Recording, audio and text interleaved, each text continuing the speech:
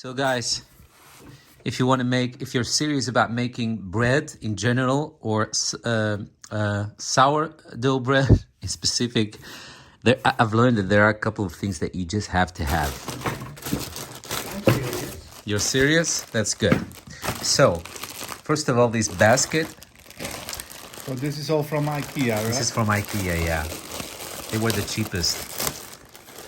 So this basket, because Yes, Ning. because your dough is going to be doing a lot of rising, a lot of resting, a lot of rising, so you need a basket. And while it rises, it's also shaped in that typical round bowl shape. I must say, This is cute. it's cute, but this is not what I thought I was expecting. I was expecting to find something that was made of wheat, dried wheat that's woven into a basket, but that's okay. This is more like Wheat. wheat. This is more like wood. So I wanted something that I can take off, and You got it. yeah, you cannot use iron balls because those don't warm up as nicely as something like this, and your dough really needs to have a very comfortable temperature. Before using, Yeah. the first time, you need to moisten your proofing basket with water. Okay. Sprinkle flour over the basket. Tip and gently shake out the excess flour and allow the proofing basket to dry. So that way it will have like a layer or something. Then you're gonna be you need one of these because unlike the traditional dough, sourdough, you do not really knead with your hands. You kind of spread it, fold it, spread it a little bit, fold it, spread it, fold it in each other. And while doing that, you need, because it's a little bit sticky, you need constantly to take the whole thing off the surface. So you need something like that. And if your dough is too big, you need something to cut it with. So while working with dough, this is always something handy. Yeah, what were we gonna say?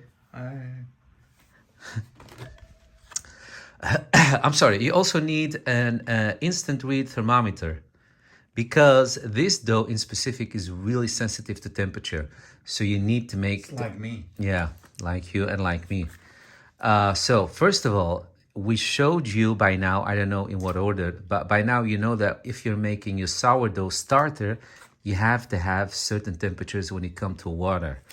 But also, while the dough is rising, I've seen that sometimes it helps to know if you're on the right track, if your dough is rising, is the process of it, fermenting, if that all goes as it should be.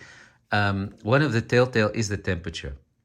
So you're gonna need one of these things. Just instant read, stick it in, and then you get the temperature. Nice in me. Yeah.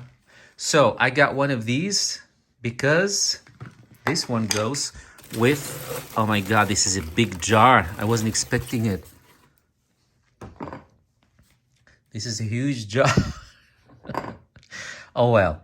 So if you're making a sourdough starter, you're gonna need a jar where you're gonna be making that. It's jarring. It's a jar, and it's a really huge jar. So I just wanted a jar with a wide, an opening that's wide enough so that you can add ingredients in there without too much hustle, and then also so that you have enough space to shake it, to mix it. Enough space here. This one is enough space here. So you need that. Don't use anything of metal. Just use rubber or wood. Again, the sourdough dough is really sensitive. Rubber or wood? That's wood. Oh, wood. And like I said, the jar, because the jar will be the thing where you keep the beating heart of your sourdough bread in. Yeah, just like the evil queen keeps the heart in her box, this will be your evil queen box where you keep the beating heart of the sourdough bread. This is where your sourdough starter will be in. This is where it will live. This is where it will reside. This is also where you will be feeding it from. This will become. It has enough windows. It has enough windows. You know what they say about people living in glass windows. So then this, maybe Mike can take it out. One times back tradition. Yeah, it's not a one-use thing, one-time use thing. I think it's washable and reusable. So what this is, while Mike is trying to take it out, that one is to protect your kitchen counter from having dough stick to it. Okay, so this one has, do you see these little paws that you can, how do you say it? Uitklap. Extend. Yeah, extend. Fold them out. You can extend the little feet. So your sourdough bread, when it's done, you have to let it, Straight in a moment. yeah, you have to let it sit for at least an half hour, so for at least 30 minutes, so that you will be able to cut it without smushing it. Because when bread is fresh and warm, it's still a little bit softy. So it needs to have the time to cool off a little bit, and then it will take its better shape before you cut it in slices. So I got that.